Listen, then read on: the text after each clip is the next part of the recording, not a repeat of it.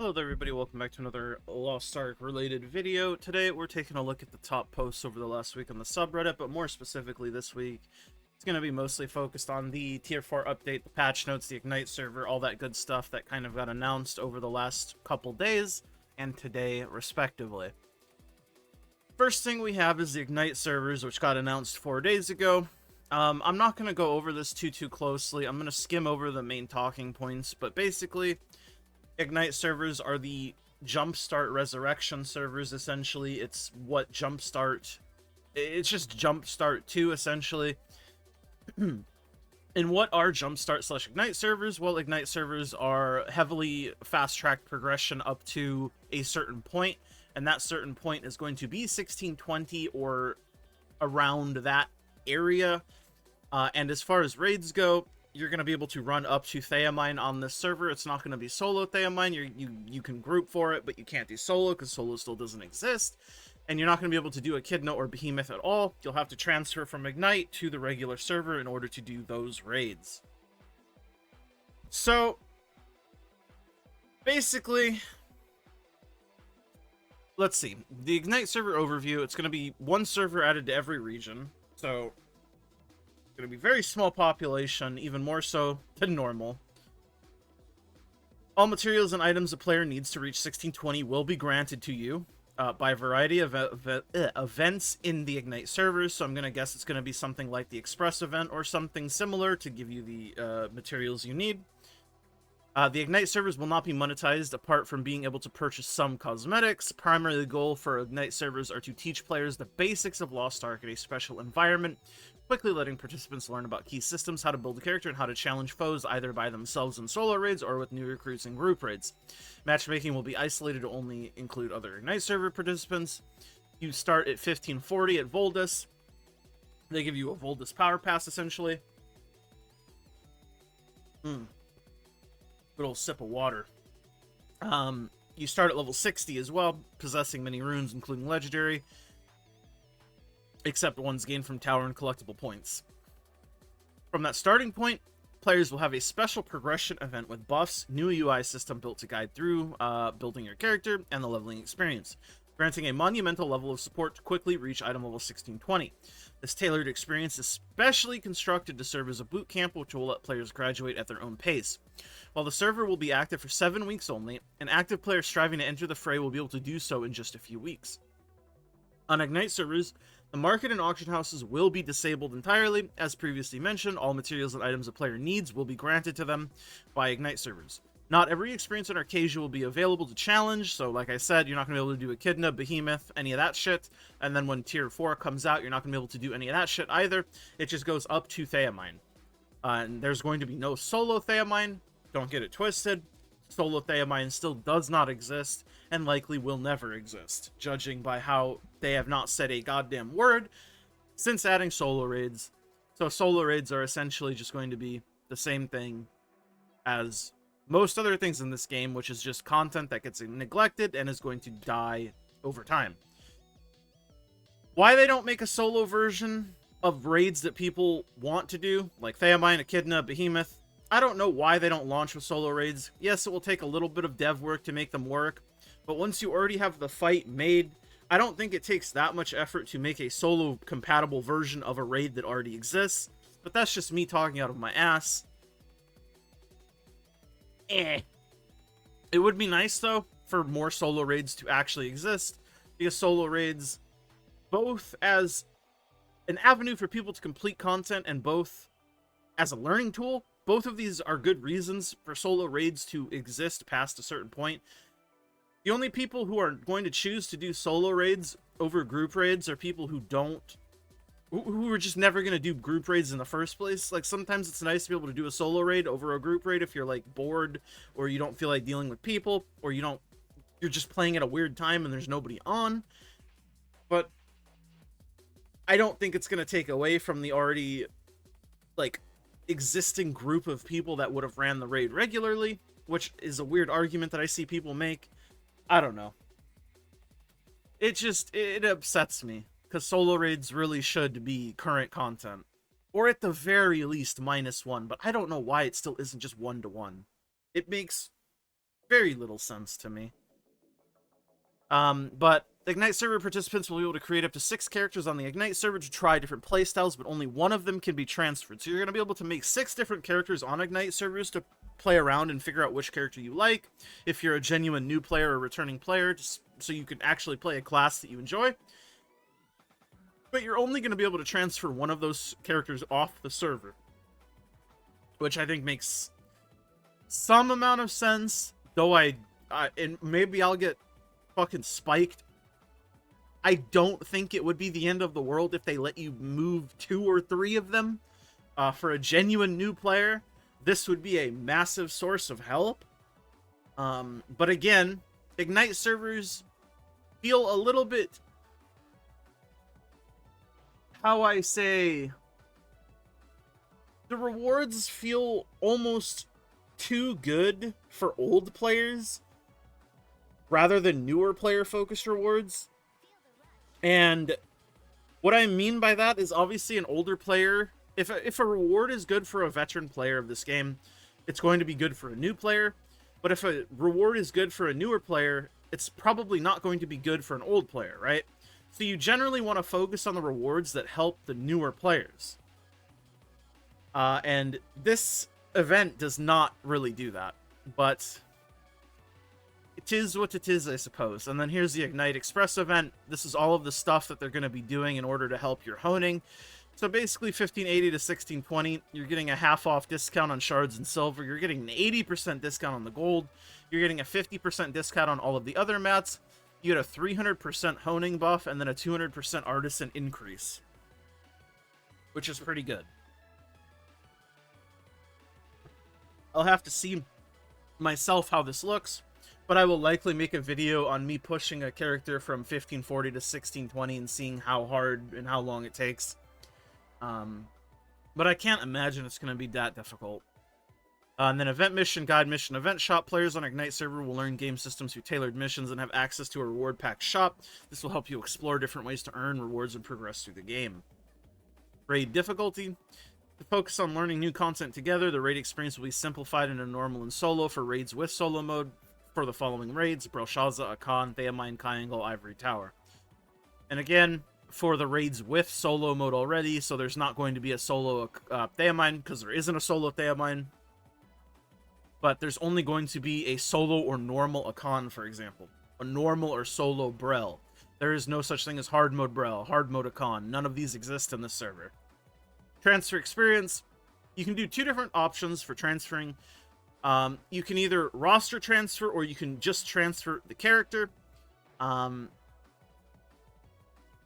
Again, I think this is fine. But again, this is another reason why I'm like, this kind of feels like they intentionally wanted veterans to be able to benefit from this. And I think in doing that, they made it so veterans benefit the most from this. Obviously, a new player getting a 1620 character is good. I'm not going to sit here and say that it's not. But think about it logically. Look at all of the shit you need in order to play the game, right? You're not going to have Light of Salvation. You're not going to have Lost One Cliff. You're not going to have a bunch of roster levels. You're not going to have progression done. You're not going to have the collectibles done. You're just going to have a 1620 character, essentially, with Deep Dive. How are you going to realistically play the game after that? It's just going to be another reason to get gate capped. And I'm not saying giving a new player Light of Salvation 30 is going to make them instantly be able to get into groups, but it's going to be one less thing for them to have to work on or worry about or get gate kept on. But ultimately, you're not going to play with these people anyways, which is the unfortunate truth of how this game is set up. They need to make normal raids easier. It's good that they're streamlining the rewards from normal and hard, but I think normal is still too difficult of a difficulty mode for it being normal. Normal should be clearable by literally anybody. My cat should be able to log onto my account and play a raid on normal difficulty and clear it. I truly believe this. Hard mode, you can make it as hard as you want. It doesn't matter. Just let people play normal. Let the horrible people play normal. Let people who can barely move their character clear a normal raid. That is how you keep the game alive and have people play the game and want to play the game. Otherwise, you just get this weird, like, little niche game that keeps losing players forever and eventually will cease to exist. I mean, we've seen it time and time again. WildStar was a game that I loved a ton. It did the same bullshit. It does not exist anymore. Lost Ark, please. But that rant aside, this stuff, you're going to be able to transfer your chosen character. You can either pick the existing roster within your region, or you can transfer the full roster. They'll share the full policy closer to the transfer date. And then for transferring, this is the big reward that I was talking about. You either get the 1600 gift, you get the 1610 gift, or you get the 1620 gift. You only get one of these rewards. You don't get all of them. So, realistically, if you're going to be transferring off, I'm just looking at the 1620 gift. I mean, you can take a look at these if you want. But the 1620 gift, the main talking points here are you get 200k gold, you get 50 mil silver, you get some weapon and armor taps, legendary elixir chests, you get legendary engravings, you get one relic engraving selection chest, you get tier 4 level 7 gem, you get 2 of them, you get tier 4 level 6 gem, the rest of them, you get some tier 4 honing mats, tier 4 shard pouches, I'm guessing that's what these are. You get some fledgling card selector packs, which are the ones that only have, if I'm not mistaken, the deep dive and you have a plan cards. But I could be wrong on that, but I'm pretty sure that's what they are. You get a bunch of other stuff that don't really matter too terribly much. And then you get some Transcendence Rune Restoration tickets, which are really good.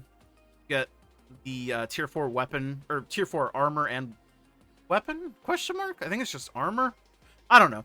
You get the tier 4 selector chest, so you can get a tier 4 set of gear just from the box once you transfer. And then, if we go here and take a look at this, 200k bound gold. Yep, people are happy about that. That's pretty good. It is pretty good. Yep. But this is the sentiment. 200k bound gold, relic engraving chest. I guess it's time to roll on Ignite servers. These are obviously people who already played the game. Y'all cooked with this one. Yep. I mean, it's good. It's better than not having it, but I don't know if it's enough for newer players.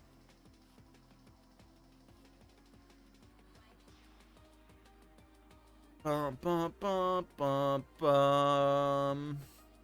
you can see. It is what it is. Overall, again, I just want to make it clear that I think it's better to have this than to not have this. I just don't think enough is being done on the new player portion of it. So the server was originally targeted for newer returning players, and I just don't think it hits the mark on being specifically for newer returning players. I think there's too much benefit for veteran players to gain from this, specifically made for them.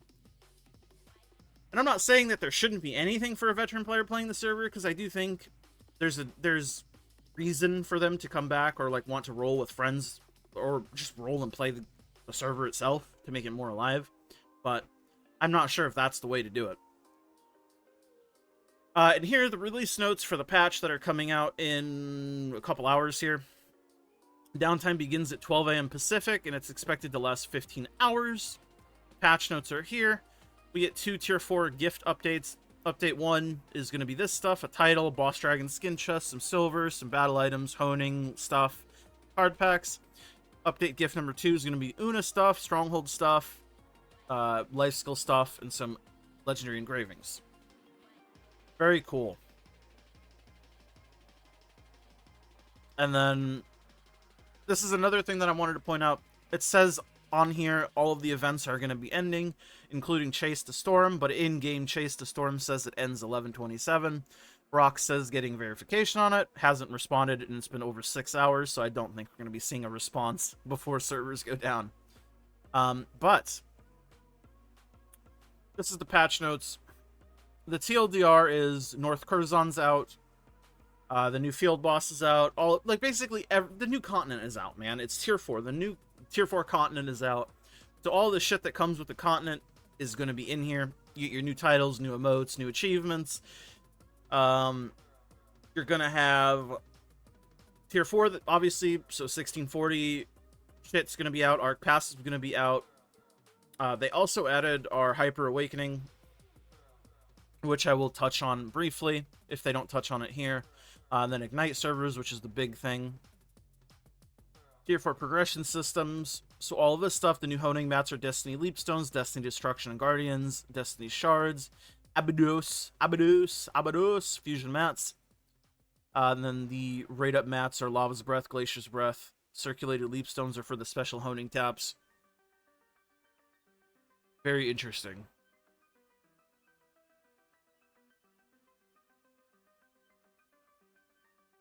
Accessories got added, obviously, because Tier 4 is here. They don't... basically, either you know how the Arc passive system works or you don't. But basically, everything we do now essentially starts putting points towards the Arc passive and the different systems in it. So there's going to be no stats on accessories, because the accessories are designed to just add points into the Arc passive system. Same with engravings. Gems obviously get converted. We already know this. And then Arc passive, here we go. You can see, kind of, this is what a mock-up of the Arc passive system looks like. You have 3 different points, I suppose. You have your Evolution, Enlightenment, Leap. Enlightenment points you get by leveling up, equipping Tier 4 accessories, and then consuming Enlightenment point potions. Evolution points you get per combat level, equipping Tier 4 gear, Relic, and Ancient gear. And then Leap points, you get points per leveling up. And then you'll also be able to get points through bracelets and Karma system in the future. So that's how you get points for each of the tabs. Okay, cool. They are also touching on Hyper Awakenings, which is good. So we are getting Hyper Awakenings right away. I believe in Korea it was like a couple-week wait from Tier 4 launch to Hyper Awakenings. Hyper Awakenings are pretty good. They offer a lot of damage for essentially free, because it's just a skill you get on every single character. Basically, Hyper Awakenings charge up over time, and then they just function like a regular Awakening skill. You can miss it. It gives you an iframe, I believe, while you cast it, because it's like a cutscene. But other than that, yeah, it's just a lot of damage. Same mechanics as a regular Awakening, you just charge it up. Each class can earn 2 Hyper Awakening skills other than Gunslinger Deadeye, which receive 3. You get a quest you have to do at 1640. And once you do that quest, other characters on your account will be able to get like a shorter version of the quest, so you don't have to redo it. Fully redo it, at least. And then this is sort of how Hyper Awakenings work. Hyper Awakening can be activated by pressing Alt-V, but you can change the hotkey. Even if the gauge is full, you can use your regular Awakening by just using the regular Awakening hotkey. When users use Hyper Awakening, the uses of Awakening skill would be used, and it shares the same cooldown. So basically what it means is, if you're using Spirit Bomb for Soulfest, you have 5 casts of Spirit Bomb or whatever, you use 1, you're down to 4, it goes on cooldown. If you have Hyper Awakening charged, and you don't use the Hyper Awakening Spirit Bomb, it'll put the Hyper Awakening on cooldown. You have 3 charges. If you use the Hyper Awakening Spirit Bomb, throw it out, your Awakening has 2 charges. So it's literally just an Awakening. Same mechanics, same shit. It just is on a different hotkey, and it does more damage, basically. And Hyper Awakening can only be used once per each area or content gate, and it won't increase if you've already used it. The gauge and the number of Hyper Awakening uses reset when you move between areas or moving into a battle workshop. So basically, it resets the same way everything else resets, restores the same way everything else restores. When a player is using the Hyper Awakening, they're invincible. After the end of the Hyper Awakening, the invincible status persists for 1 second. So, there you go. It does not shield the character from various wipeout mechanics and boss fights. Hyper Awakening skills don't have tripods and skill points, etc., etc. It's just an Awakening skill. But Hyper Awakening... So these are the other skills. These are like, I don't know what they're actually called. Are they just called Hyper Awakening skills? But basically, there's another skill we get that goes in the T slot. So they're talking about the T slot skill. I guess they're just called Hyper Awakening skills, because it's a skill that comes with the Hyper Awakening. I don't know. Very weird nomenclature, but it's just another skill, essentially. They're pretty strong skills. They don't have tripods. They don't use gems. There's no skill points that are used. And it says here some passives of the Arc passive effect aren't applicable to the skills. You can't use these in Book of Coordination or scaled stuff. You can't use it in PvP. Makes sense. But you can use it to just make regular combat, easier raids and stuff. It's just another good high damaging skill that we get for free, which again I think is a good thing. And then Light of the Abyss event, so it's going to be another event shop, standard stuff. Yazjar Season 3 finally is here. So they're adding an exchange to support Yazjar Season 3, all this shit. And then general event updates, basically all this shit that we already know, the list of events that will end. We still don't know about Chase the Storm. It says in-game it ends 11/27 or 11/17, I don't remember, whatever. But we will see. And then the Yazjar skin set, all this stuff. Crystalline Aura Plus. So basically what this is Crystalline Aura no longer exists. It's just Crystalline Aura Plus. I saw people kind of freaking out over this for some reason because they don't understand it, I guess. But essentially, is there... No, I don't know why they have this linked.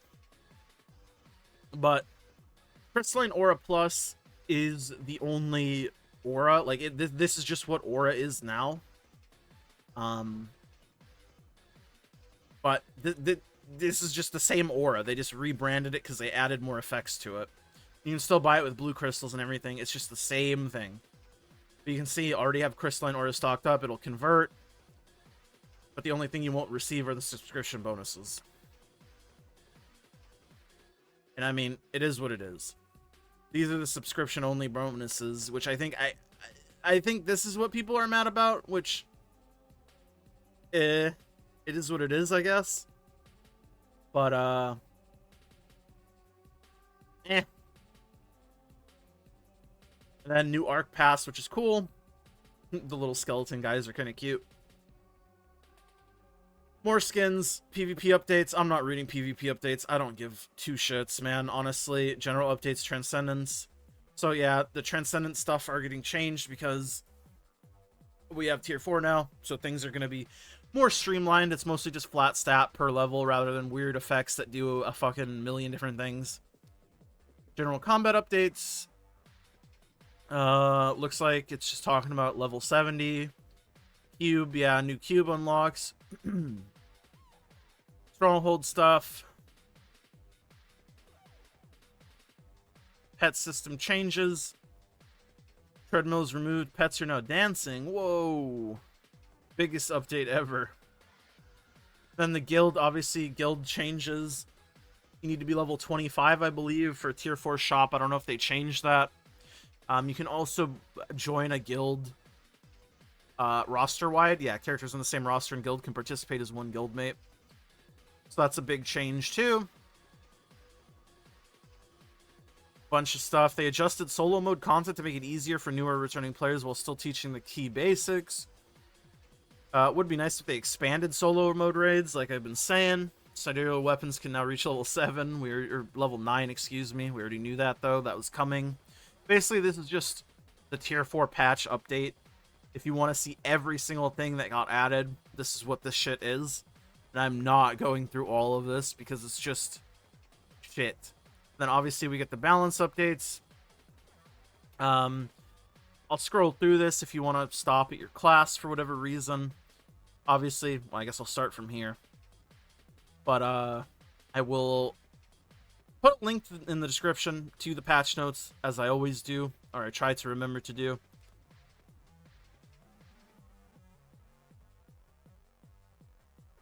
If I don't see like a 55% damage boost to Soulfist, I'm going to be upset. Would be nice if they would make a Robust Spirit like a reason to play it. Then damage over time changes. Hyper Awakening specific class changes.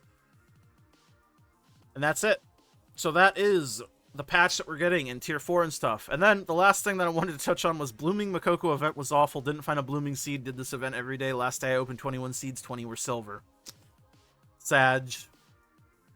Day 1 player, 0 Blooming Makokos from any event. The rich get richer. Welcome to the Zero Club. Alright, that's it. I just thought that was a funny thread to also add. I'll see you guys all in the next one. Let me know your guys' thoughts as always. I'll see you guys all in the next one. Like I said, Like the video if you like it, subscribe if you want. Bigger number, better person, helps me feel better. And thank you to my YouTube members. Consider becoming a member. Blitzel remix my life. I'm Nufu. It's Biscuits Ender Diz. You guys are all the greatest. Big hearts to you. Mwah. Bye.